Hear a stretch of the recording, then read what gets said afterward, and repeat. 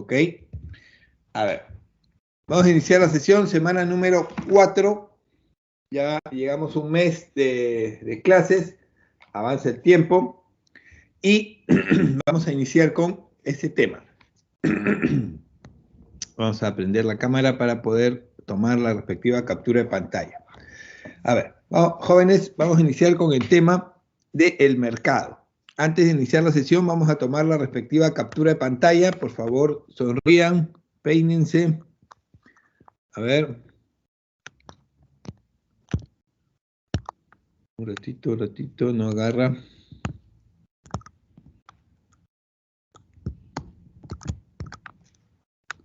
¿Qué pasó? ¿Qué me está agarrando? Listo. Salió. Ok. Continuamos.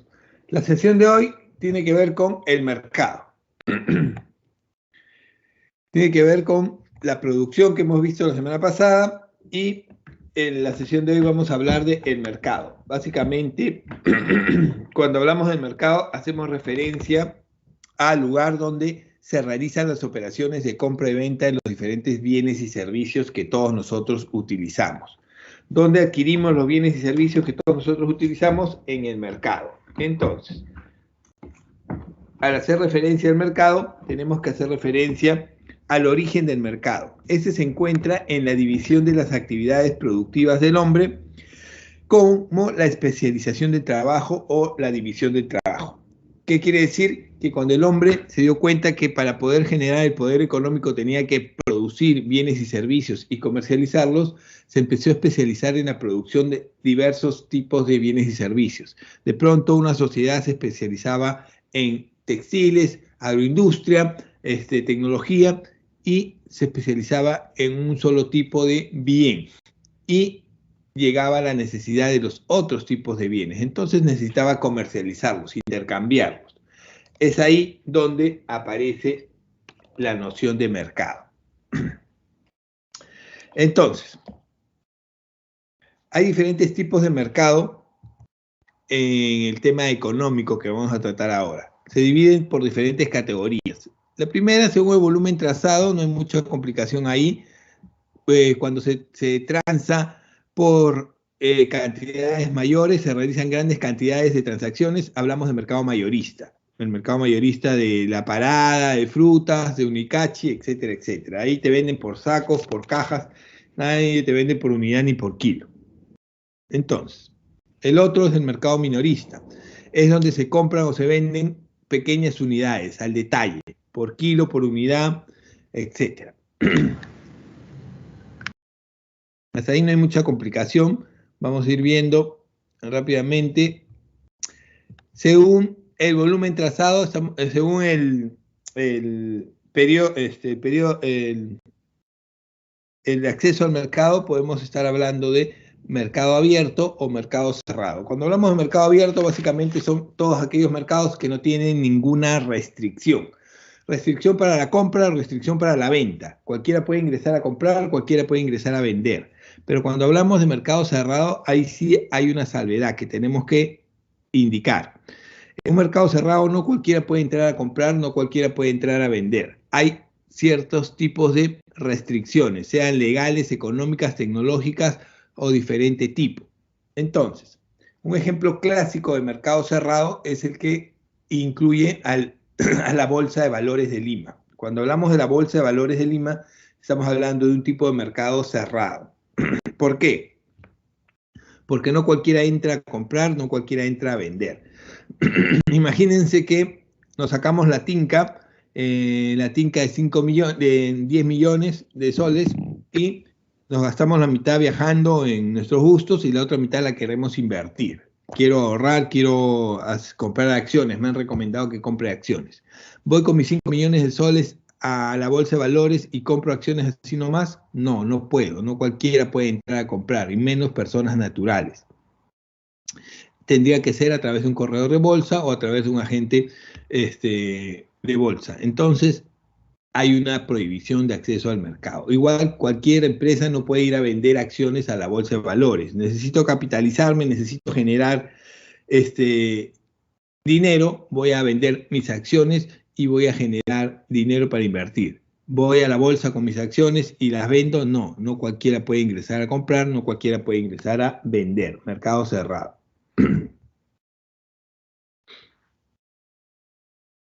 Según el periodo de atención permanente o temporal, no hay mucha complicación ahí. Y según el aspecto legal, aquí sí nos vamos a detener un momento.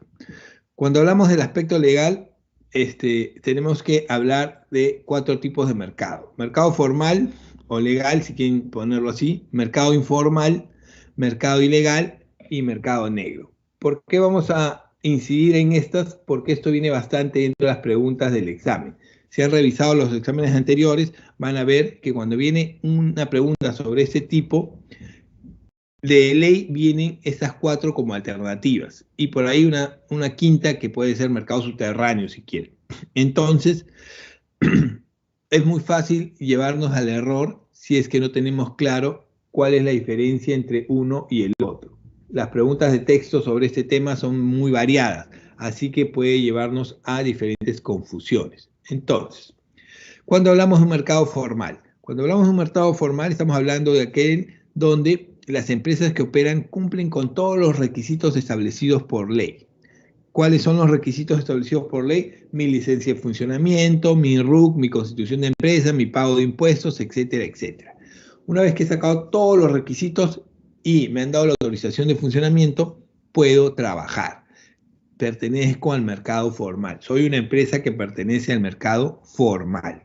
¿Ok? Entonces, ¿cuál vendría a ser el mercado informal? Es aquella donde las empresas que operan les falta alguno de esos requisitos legales o todos. Simplemente no los sacaron y empezaron a operar. Si a mí me falta uno, dos o todos los requisitos, pertenezco al mercado informal. ¿Ok? He tramitado la mitad de los requisitos, pero la licencia demora mucho. Ya voy a ir funcionando mientras sale la licencia. No, estoy trabajando en el mercado informal. ¿Ok? En este mercado están todos los ambulantes, todos los mototaxistas, etcétera, etcétera. Todas las personas que comercializan de manera informal o ambulatoria. Entonces, yo les hago una pregunta para no pasarme toda la clase hablando solo. ¿Qué es lo que ocurre cuando a un comerciante informal lo sorprende la autoridad? ¿Qué es lo que pasa? Jóvenes, ¿qué es lo que ocurre cuando a un comerciante informal lo sorprende la autoridad? ¿Qué sanción le cae? Jóvenes, le quitan su decomiso de mercadería, sí, lo multan, sí, le cierran su local, sí. Entonces, ¿qué sanciones son esas? Sanciones administrativas. A un comerciante informal que lo sorprenden trabajando de esa manera, le cae una sanción administrativa. ¿Ok? ¿Por qué resaltamos eso? Porque el siguiente es el mercado ilegal. El mercado ilegal tiene que ver con aquel donde todo lo que se comercializa en ese mercado está prohibido de acuerdo a ley. Todos los productos que se comercialicen en el mercado ilegal están prohibidos de acuerdo a ley, porque atentan contra la vida, la salud o la economía de las personas. ¿Ok? Ejemplo de un mercado ilegal, mercado de medicinas adulteradas, la piratería o el contrabando. Entonces, en un mercado ilegal todo lo que se comercializa está prohibido por ley. Yo les vuelvo a preguntar, ¿qué es lo que ocurre o qué sanción le cae a un comerciante que es sorprendido en el mercado ilegal? Que lo sorprende la autoridad vendiendo cosas robadas, por ejemplo, o vendiendo drogas, o vendiendo medicinas adulteradas. ¿Qué sanción le cae? ¿Mm? Jóvenes,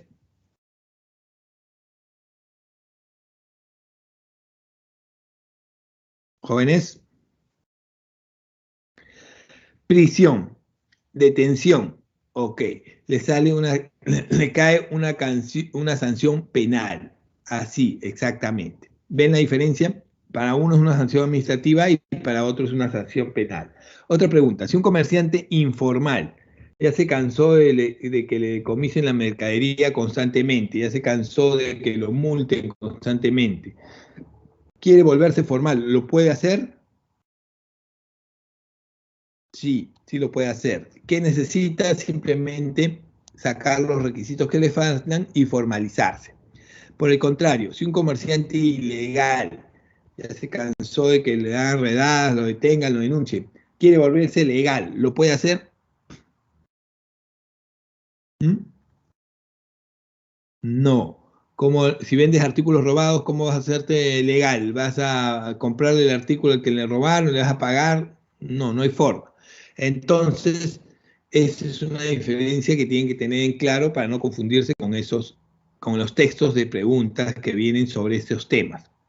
Y la otra es el mercado negro. ¿Cuál es la diferencia entre estas y el mercado negro? El mercado negro es un mercado donde se comercializan productos cuya circulación está regulada por el gobierno, pero muchas veces esto no se cumple. A ver, el gobierno establece para algunos productos un control de precios. Si no es el gobierno, es el mercado el que establece un control de precios. Normalmente aparece donde el gobierno establece un criterio de precios porque este producto es un producto indispensable para la sociedad. De repente el gobierno dice, ¿sabes qué? Este producto es necesario y todo el mundo tiene que consumirlo, tiene que llegar a todos los peruanos. Así que voy a establecer que este producto tenga el precio de un sol para que todo el mundo pueda acceder a él. Control de precios, generalmente ahí es donde aparece el mercado negro. A ver. En el ejemplo que les han dado, dice mercado negro de dólares, es un ejemplo bastante antiguo que tiene que ver con una situación que se daba en el Perú en la década del 80-90. En el Perú en la década del 80-90 teníamos una economía cerrada. En ese sentido, el tipo de cambio de los dólares que ingresaban al Perú, que no eran muy comunes, no eran muy continuos como ahora, tenían un control de precio. El tipo de cambio estaba regulado, controlado por el gobierno. El gobierno ponía el tipo de cambio, no el mercado. Entonces, el gobierno decía, ¿sabes qué? En esa época se usaba el INTI, los dólares van a costar 5 INTIs, o su equivalente. Entonces, ¿qué es lo que ocurría? En esa época estábamos en un proceso inflacionario, estábamos en crisis, las cosas subían constantemente y las personas que recibían dólares de sus familiares del extranjero, 100 dólares yo recibía, por ejemplo, y tenía que cambiarlo a 5 intis, 500 intis, no me convenía porque los precios subían constantemente, no era equitativo. ¿Qué ocurrió? Apareció el mercado negro. Hubo una demanda de dólares, hubo una necesidad, escasez y especulación y aparece el mercado negro, en donde el precio del dólar lo establecía el mercado. Y aparece una zona en el centro de Lima, en Girón Ocoña, cerca de la Plaza San Martín, una de las calles de la Plaza San Martín, donde se empiezan a comercializar los dólares al precio de mercado. Tú recibías tus dólares, no los cambiabas en el banco al tipo de cambio que decía el gobierno, sino te ibas ahí y lo cambiabas al precio de mercado, 10, 15 intis. Ya no recibías 500 soles, recibías 1.500 soles. ¿Dónde te convenía cambiarlo? Obviamente en el mercado negro.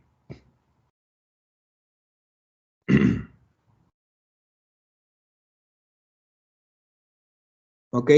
El mercado negro aparece cuando hay un proceso de especulación, escasez y incremento de la demanda.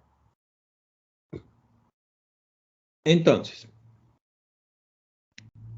el sistema económico como lo conocemos como tal, como se maneja actualmente, como muchas veces podemos ver situaciones en la actualidad que hablan de que no debemos cambiar el modelo económico neoliberal, capitalista, que está funcionando bien, que vamos a irnos en crisis, que que ese gobierno va a transformar y va a volvernos en Venezuela, etcétera, etcétera, etcétera.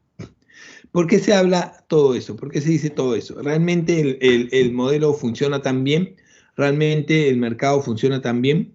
A ver, en teoría, los modelos económicos tienen diversos tipos de fallas, ¿ok?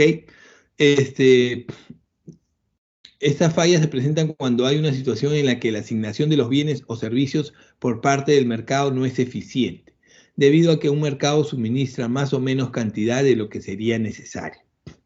Se habla de fallas en el mercado porque establecemos que el mercado se debe regir por la oferta de la ley y la demanda. La economía debe regirse según la ley de la oferta y la demanda. Los precios en los mercados deben ser establecidos por el libre juego de la oferta y la demanda. Eso sería en teoría lo ideal, pero en realidad eso no es lo que ocurre, porque lamentablemente empiezan a surgir diversas fallas y errores en el mercado que hacen que la economía empiece a entrar en problemas. ¿Cuáles son esas fallas y errores? Las más comunes son la competencia imperfecta, las externalidades, la información asimétrica o los bienes públicos. ¿Ok? Vamos a ir explicando rápidamente cada uno de ellos porque es importante que los tengan presentes. Cuando hablamos de externalidades como fallas del mercado, ¿a qué nos referimos? Porque es importante determinar cuáles son las externalidades. A ver, estas se presentan cuando las actividades de las empresas o de los individuos que operan en el mercado dan lugar a costos o externalidades positivas o negativas. En ese sentido, la producción o el consumo de un bien empiezan a verse afectadas y afectan a terceras personas que normalmente no deberían ser afectadas en el proceso de este proceso económico. A ver, de pronto, ¿qué son las externalidades negativas o positivas? Cuando hablamos de externalidades negativas, los mercados producen una cantidad mayor a lo que socialmente es deseable. Yo produzco más de lo que socialmente es deseable. Esto me lleva a que haya un costo social, que es mayor al costo privado, y se puede internalizar como una externalidad mediante un impuesto. A ver, ¿qué ocurre? De pronto, todos sabemos que la economía, nosotros somos una economía que solo produce bienes primarios, exportamos materias primas y recursos naturales. Eso es lo que el Perú produce. No tenemos valor agregado, no transformamos y lamentablemente nuestro grueso de la economía es ese. Y todos ustedes han escuchado que la economía ha levantado porque el precio de los minerales ha subido y necesitamos seguir explotando nuestros recursos naturales. Que Conga y Tía María deben ser explotados y que los que se oponen a la explotación de Conga y Tía María son, por ejemplo, personas que no quieren el crecimiento económico para el Perú. Comunistas, son socialistas, son rojos, etcétera, etcétera, etcétera. Aquí tenemos un claro ejemplo de externalidad negativa, por ejemplo. ¿Por qué? Si bien es cierto, la economía debe crecer por la explotación de los recursos naturales, aquí hay un costo o una externalidad negativa. ¿Cuál es esa externalidad? Lamentablemente en el Perú, las empresas que se han dedicado a explotar esos recursos naturales no han respetado el adecuado cumplimiento de las normas para no atentar contra la contaminación en todo el entorno.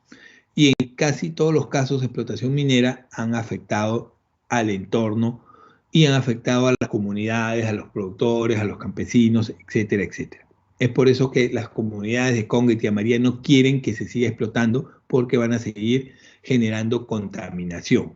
Y esa contaminación que me importa a mí, yo tengo crecimiento económico. No, pues empieza a afectar a terceros, a personas que están en la zona, en la sociedad. Que no estén en Lima no quiere decir que no me interese. Afecta sus cultivos, sus ganados, sus enfermedades, etcétera, etcétera. Un ejemplo claro de esta afectación es lo que pasa en Cerro de Pasco. En Cerro de Pasco es una zona minera, pero la zona minera es la zona del país más contaminada de Sudamérica. Las personas que viven ahí viven en enfermedad constante. No es respirable ese ambiente y lamentablemente tienen que vivir ahí. ¿Y quién ha ocasionado esa contaminación? La minería. ¿Por qué se llegó a esos extremos? Porque lamentablemente las normas y las leyes han sido muy permisivas y les permiten salirse de los controles y lamentablemente no cumplen las normas que deberían cumplir ISO de ambiente para poder explotar el mineral correctamente. Acá hay un ejemplo claro de externalidad negativa. De pronto la explotación de un recurso tiene un costo social muy alto, externalidad negativa. Entonces, ¿cómo sería externalidad positiva entonces? Los mercados producen una cantidad menor, ya no mayor, sino menor de lo que socialmente se desea. Y empieza a haber un costo social menor al costo privado. Se puede internalizar esta externalidad como una subvención o tecnología para curar más enfermedades. De pronto, ya no produzco más de lo que necesito, sino produzco menos de lo que necesito. En este caso, las industrias dejan de producir, produzco menos de lo que la sociedad necesita y empiezo a generar un costo porque no hay producción. En el otro había sobreproducción y había contaminación, aquí hay menor producción y empieza a generarse problemas porque no hay ingresos. ¿Ok? Es algo como, es un ejemplo de esto es lo que ocurrió con la pandemia. Con la cuarentena y la pandemia, las personas dejaron de trabajar, las empresas dejaron de producir y las personas no pudieron generar ingresos. Entonces se produjo menos de lo que la sociedad necesitaba y empezó a haber problemas de ingresos. ¿Cómo solucionó el Estado esto? A través de subvenciones, impuestos y los famosos bonos. ¿Ok? Externalidad positiva. Eso es una falla del mercado, por supuesto. Otra falla en el mercado son los bienes públicos. ¿Cómo los bienes públicos pueden representar una falla en el mercado? No tiene sentido. A ver, es aquel donde se cumplen dos características, que son el disfrute de cualquier ciudadano y que ninguno pueda ser discriminado para su uso, ya que generalmente es gestión del Estado que todo el mundo tenga acceso a los bienes públicos.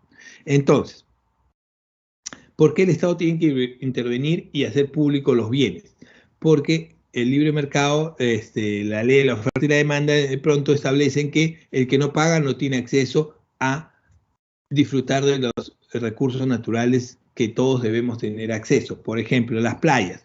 Hay lugares en el Perú donde solo hay playas privadas para los miembros de un club, de los clubes.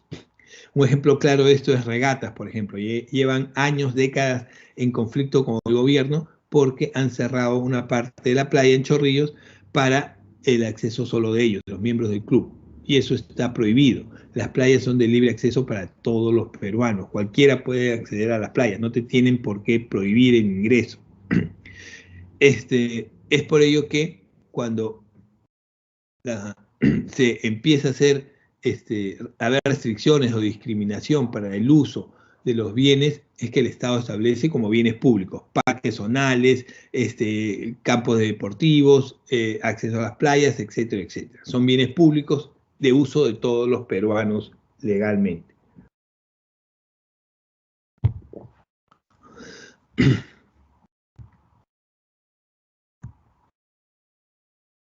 Información asimétrica. ¿Por qué la información asimétrica puede ser establecida como una falla en el mercado?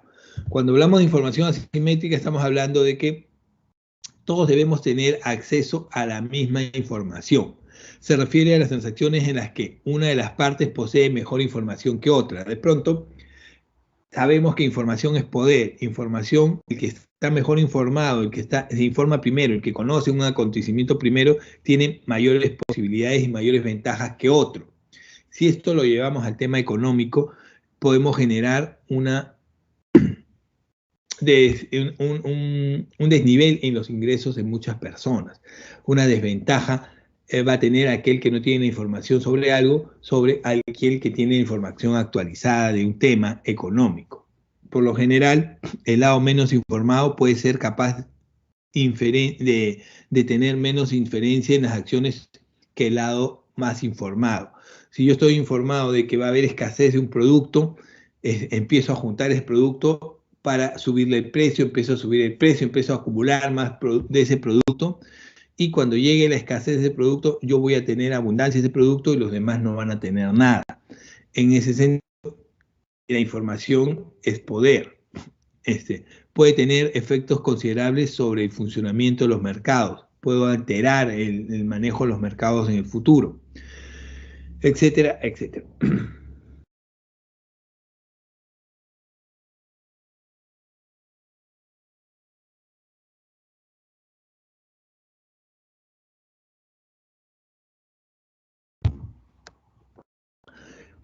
Y la última, la más importante y que viene bastante dentro de las preguntas del examen, es la competencia imperfecta. Para entender la competencia imperfecta, antes tenemos que plantear qué es la competencia perfecta. A ver, en un mercado de competencia perfecta, que sería lo ideal, que es lo que en teoría defendemos tanto, es lo que en teoría nadie quiere cambiar, es lo que en teoría dice que funciona muy bien.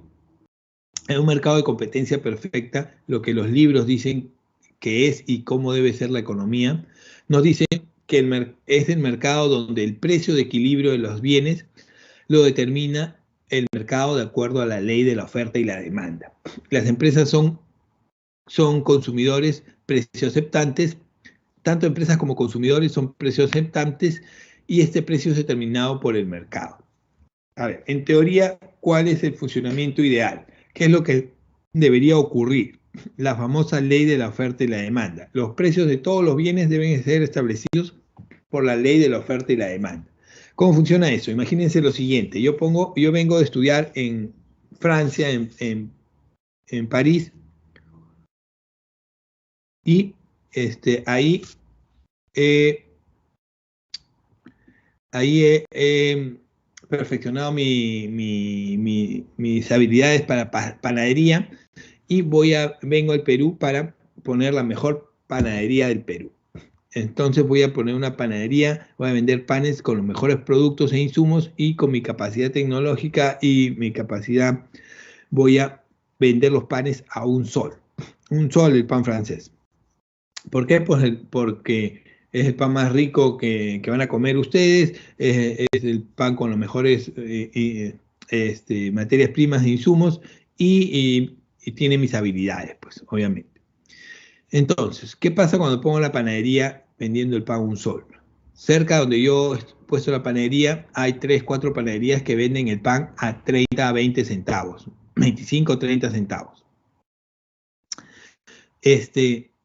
Céntimos. ¿Dónde van a comprar las personas? ¿Van a dejar de comprar pan de 25 o 30 centavos y van a comprar mi pan de un sol? ¿Eso va a ocurrir? ¿Qué es lo que va a ocurrir? La gente de pronto va a cambiar de consumir el pan que normalmente consumen de 25 o 30 centavos y lo van a cambiarlo por el pan de un sol. ¿Eso va a ocurrir? ¿Qué creen ustedes? ¿Qué harían ustedes? No, obviamente eso no va a ocurrir. De pronto, algunas personas consumirán mi pan y verán una diferencia y dirán, sí vale la pena pagar sobreprecio, pero no la mayoría, muy pocas personas. Entonces, ¿qué es lo que voy a tener que hacer yo si quiero sobrevivir en el mercado? Voy a tener que reajustar mi precio, reajustar mi proceso y acomodarlo al precio que la mayoría lo está vendiendo, que el público ha aceptado como válido. Y lo voy a tener que bajar a 50, 40 o por ahí a 30, que es el precio promedio en el mercado. ¿Ok? Entonces, ¿qué ha pasado? El mercado, de acuerdo a la ley de la oferta y demanda, como nadie me compra, ha hecho que yo regule el precio se regule. ¿Ok? ¿Qué hubiera subido? ¿Qué hubiera pasado si al revés? Todo el mundo sube el precio un solo, el precio hubiera subido hacia arriba. No, pero esta vez ha bajado porque la gente no está consumiendo y quiere que el precio esté a 30 centavos. Así debería funcionar el mercado en teoría. Pero lamentablemente esto suena muy bonito y no es real, no funciona de esa manera. ¿Cómo funciona el mercado realmente? A través de un proceso de competencia imperfecta. ¿Qué es la competencia imperfecta? Es aquella donde el mercado es el que no es el mercado el que establece los precios, sino los precios los establece o los vendedores o los compradores. O el grupo de vendedores establece los precios o el grupo de compradores establecen los precios. De manera individual o colectiva, estos tienen el poder de influir en el mercado. ¿Ok? Ya no son los consumidores, ya no es la oferta y la demanda quien establece los precios, no. Quien establece los precios es o los compradores o los vendedores. Esto es lo que ocurre en la realidad. Esto es lo que nos quieren hacer pensar que no ocurre. Y vamos a ver cómo funciona. Y es por eso que el modelo económico no es real. El modelo económico tiene sus fallas, como ya hemos visto, y debe ser ajustado. Pero todo el mundo te dice, no, el mercado es perfecto, la ley de la oferta y demanda tiene que regular el mercado. Si tú quieres cambiar, estás atentando contra la economía, está mal, eso está equivocado. No, claramente no funciona. ¿Por qué? Porque los precios claramente los establecen o los vendedores o los compradores. Cuando lo establece el vendedor, estamos hablando que se establece por el lado de la oferta. Los ofertantes son quienes tienen la capacidad de influir en el precio. En este caso, son los monopolios, los oligopolios o las competencias monopolísticas.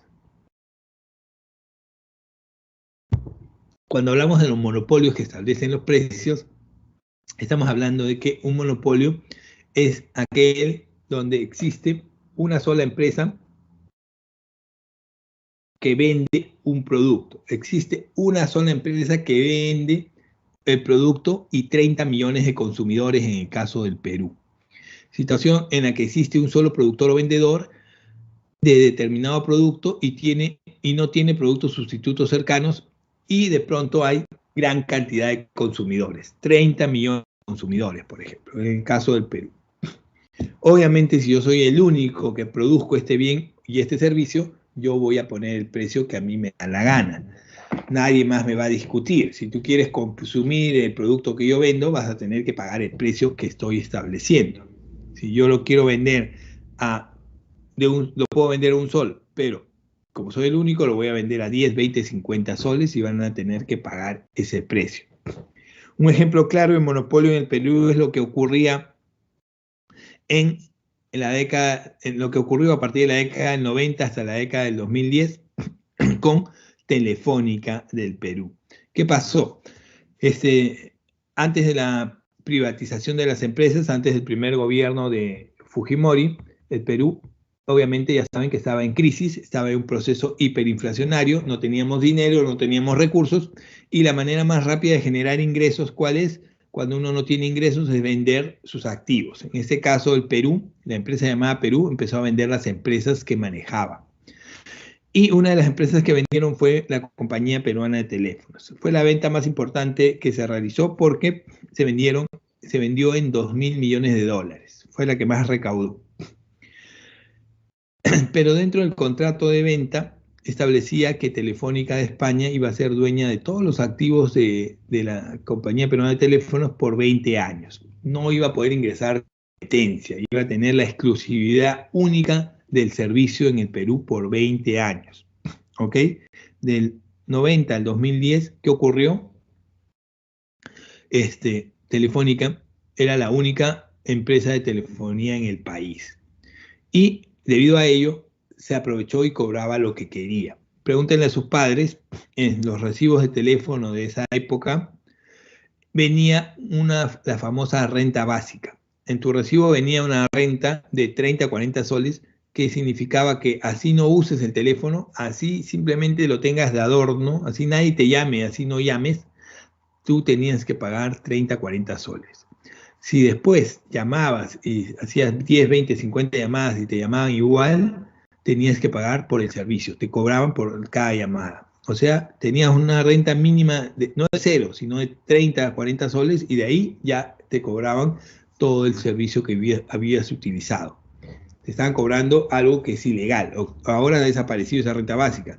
Imagínate que en tu celular ahora tú recibes la tarifa de tu celular y te dicen ya, lo mínimo es 40 soles. Sobre eso están todas las llamadas y todos los servicios.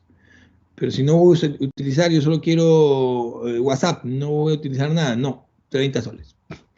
Te cobraban ya un monto básico y con eso recuperaron su inversión. Por 20 años, imagínense. Monopolio. Otro ejemplo de que los ofertantes o productores influyen en los precios es el oligopolio. ¿Qué es un oligopolio? Ya no existe un único productor o vendedor, existen 2, 3 o 4. 4 vendedores o productores y gran cantidad de compradores. En este caso, 30 millones de consumidores. Un ejemplo de oligopolio en la actualidad es lo que ocurre con las comunicaciones. Ya no hay un solo proveedor, sino hay 4. Movistar, Claro, Entel y Vitel. Son los 4 más grandes y son las 4 únicas empresas en el Perú que proveen este servicio, pero tenemos 30 millones de consumidores. Igual es muy poco. Pueden negociar y negocian los precios, establecen los precios que a ellos les conviene. En ese sentido, ya tenemos un problema, porque ponen los precios y los servicios que quieren, y por eso tenemos por eso tenemos el Internet más malo de Latinoamérica, por eso hay tantas quejas por el tema de Internet, porque es un pésimo servicio, pero nos dan ese servicio porque son las únicas que hay y no te puedes cambiar. Te cambias de una a otra y es lo mismo. No lo mejoran porque son 4 empresas. Si quieres lo consumes, si no, ya tú verás qué haces. Tenemos el Internet más caro de Latinoamérica y el peor servicio de telefonía de la región, etcétera, etcétera, etcétera. ¿Por qué no lo mejoran? ¿Por qué no invierten? ¿Por qué? Porque no le da la gana, son un oligopolio y cobran por ese pésimo servicio. Así funciona y lamentablemente eso no es el juego de la libre oferta y demanda que nos quieren vender. Eso no, el juego, ya, si no me das un buen servicio no te consumo, no, porque como son los únicos tenemos que consumirlos. Internet es un servicio básico indispensable actualmente. Eso no es libre juego de oferta y demanda. Eso no es que el empresario invierte y necesita recuperar su dinero y es una buena inversión. No, eso es explotación. Eso es lo que se tiene que reajustar. Y lamentablemente muchos confunden una cosa con estas fallas en el mercado. Pero no solo los productores o no solo los vendedores pueden establecer los precios. También esta falla de mercado, esta competencia imperfecta se da por el lado del comprador. El comprador también puede afectar los precios, por supuesto. Por el lado de la demanda es cuando los demandantes o compradores tienen la capacidad de influir en el precio. En este caso, a través de los monopsonios y a través de los oligopsonios. ¿Qué es un monopsonio? Un monopsonio es todo lo contrario de un monopolio. En este caso hay un único comprador, solo hay un único comprador y gran cantidad de vendedores. Yo soy el único que compra y hay 10.000 vendedores. ¿Qué es lo que va a ocurrir? Me van a tener que voy a tener que comprarles al precio que yo quiero. Como soy el único que les va a comprar su producto, yo pongo el precio. Ustedes verán si aceptan o no, porque hay 10.000. Si tú no me aceptas, me aceptarán los otros 9.999. Así que como yo soy el único que compra, yo establezco el precio. Monopsonio. ¿Existen monopsonios en el Perú? Por supuesto. Un ejemplo de monopsonio en el Perú es lo que hace Gloria, por ejemplo. La famosa leche Gloria. El grupo Gloria, ¿qué es lo que hace? Como ya no hay competencia en las marcas de leche en el Perú, tenemos única y exclusivamente la leche Gloria, Ideal, Pura Vida, todos son del grupo Gloria. Gloria es el que compra la leche de todos los productores ganaderos del Perú. Y todos los productores ganaderos en el Perú le venden a Gloria, en su mayoría. Entonces, Gloria va y les dice, ¿sabes qué? Yo te voy a comprar el litro de leche a $1.20. Pero no, $1.20 no me alcanza, no cubre mis costos, yo he gastado mucho más. Si quieres, me aceptas y me vendes a $1.20. Si no, ya verás tú qué haces con la leche, haces quesos, yogur, la botas, no sé, te la tomas, pero yo pago $1.20. Como los productores necesitan vender su producto, le venden a Gloria al precio que Gloria establece. $1.20 el litro de leche. Ese es un ejemplo claro de monopsonio. Y oligopsonio es cuando ya no hay un solo comprador, sino hay 3 o 4 compradores, pero igual hay gran cantidad de vendedores. Gran cantidad de vendedores donde los compradores pueden establecer y ponerse de acuerdo para pagar el precio que les da la gana. ¿Ok? Fallas en el mercado. Claramente, eso no es competencia perfecta. Eso no es el libre juego de la oferta y la demanda. Eso no es lo que en teoría debería funcionar, que el mercado establece los precios porque los compradores, porque es muy caro, dejan de comprar. No. A ver, volviendo al monopolio. ¿Cuántos tipos de monopolio hay?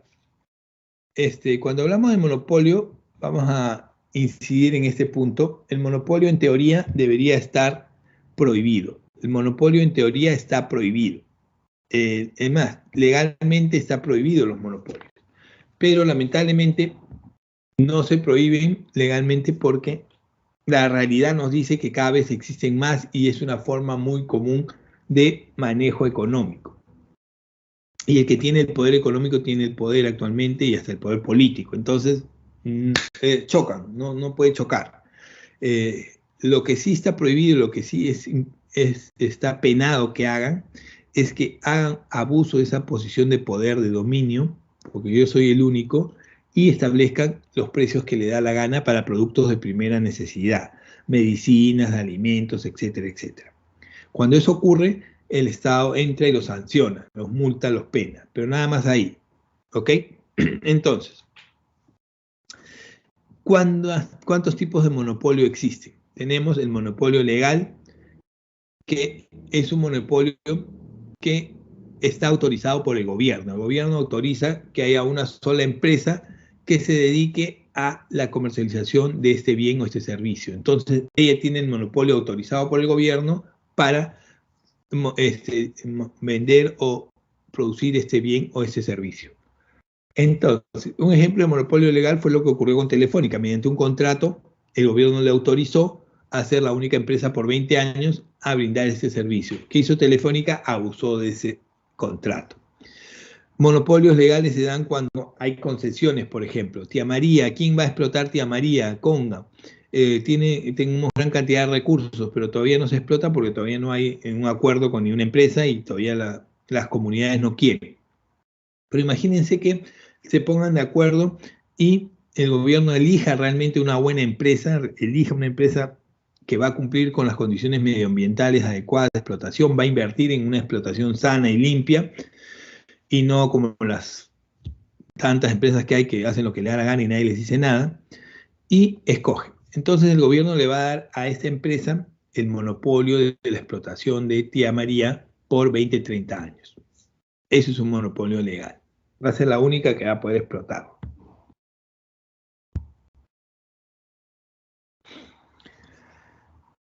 Otro tipo de monopolio es el monopolio natural.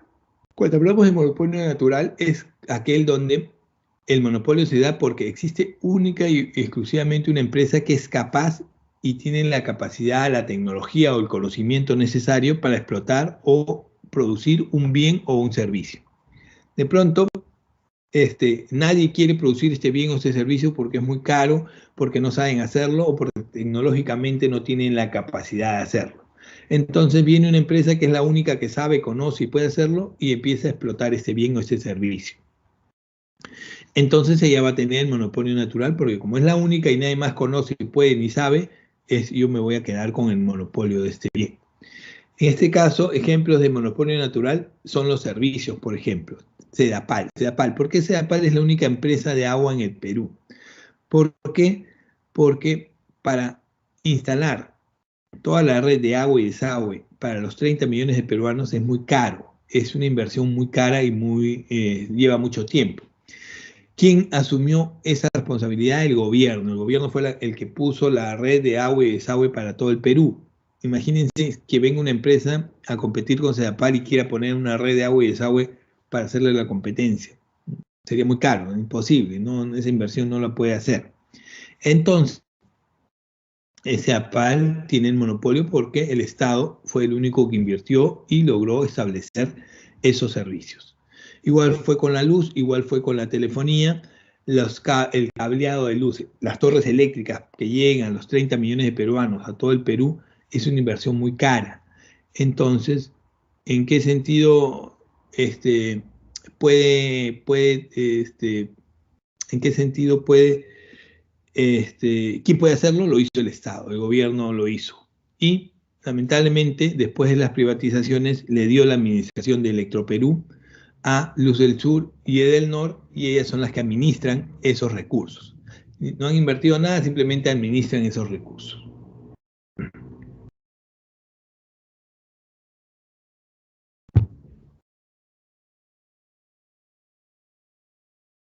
Otro tipo de monopolio es el monopolio bilateral. Cuando hay un único comprador y un único vendedor. Hay un único vendedor o productor de un bien o un servicio y hay un único comprador de ese bien o servicio. Entonces, necesitan ponerse de acuerdo para establecer el precio de compra y el precio de venta. Como es uno solo, tienen necesariamente que negociar. Un monopolio contra un monopsonio. Se enfrentan y negocian un precio base. Generalmente esto se da para productos de alta tecnología, para productos muy especializados que solo hay una empresa o muy pocas empresas que lo puedan hacer y es tan especializado que hay muy pocos países o compradores que quieran realmente este producto.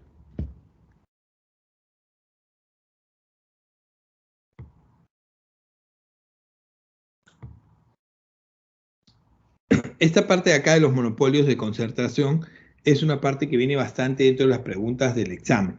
Los textos sobre esto son bastante comunes y generan mucha confusión. ¿Por qué? Porque dentro de las alternativas de solución para estos textos viene lo mismo: cártel, trust, holding y grupo económico.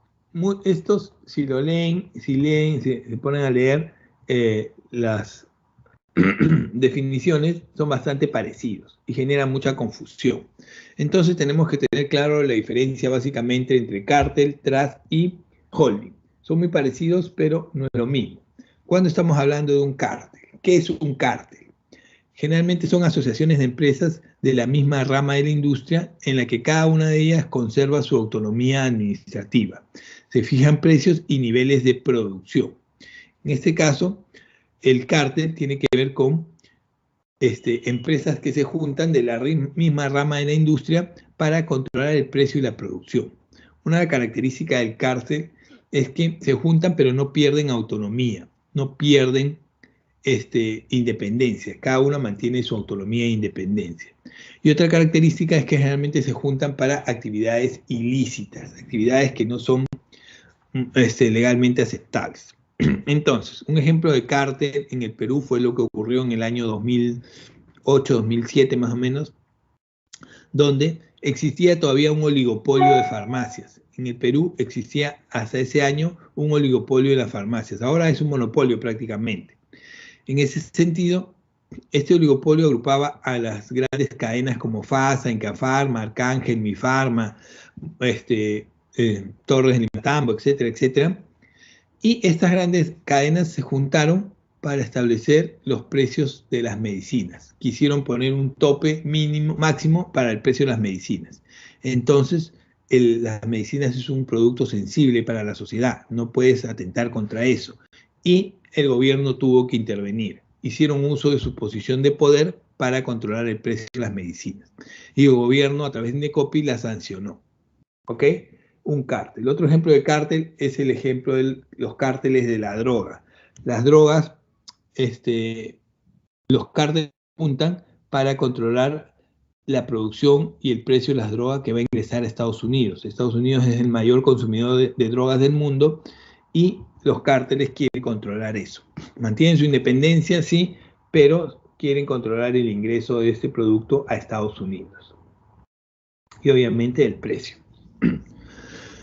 Trust. ¿En qué se diferencia el trust del cártel? Son muy parecidos porque los trust agrupan a las mismas empresas de un mismo giro también, quieren controlar precio y producción también, pero aquí es la diferencia. Cuando se juntan, pierden autonomía. Se juntan 3, 4, 5 empresas y pierden su autonomía, pasan al control de una de esas empresas. ¿Ok?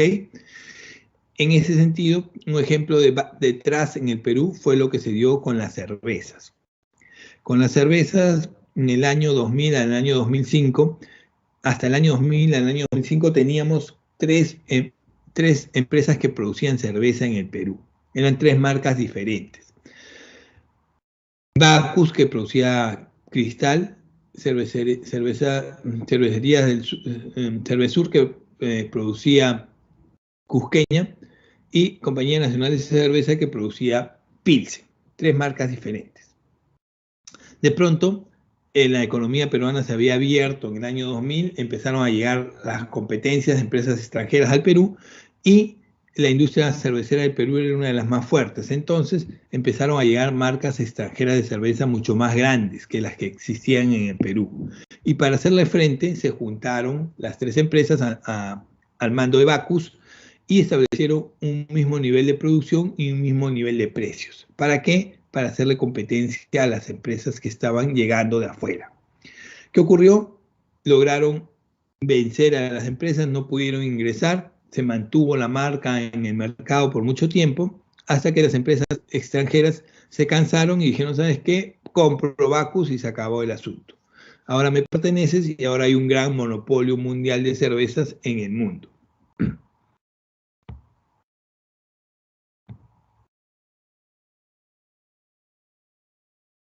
Y los monopolios de concentración a través de los holdings tienen que ver con que esta vez voy a agrupar empresas de diferente giro. Ya no me voy a juntar las empresas del mismo giro, quiero empresas de diferente giro.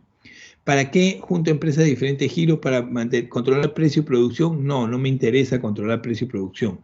Lo que yo quiero controlar es sus ganancias, sus ingresos. De esta manera yo voy a tener participación de esas ganancias, de esos ingresos, y voy a tener la posibilidad de tener más ingresos. ¿No pierden autonomía, no pierden independencia? No, porque a mí me interesa que sean productivas. Así que si son productivas así, mejor, porque así más gano. Los holding agrupan empresas de diferente giro para controlar. ¿Ok? Un ejemplo claro de holding es lo que se da con el grupo Falabella, con los bancos Falabella, Sodimac, CMR, Totus y Seguros. ¿Ok, jóvenes? Básicamente hasta aquí la sesión de hoy. Gracias por la atención prestada. Vamos a dejarle las claves para la resolución de los ejercicios. Gracias, jóvenes. Nos vemos la siguiente semana. Gracias, nos estamos viendo.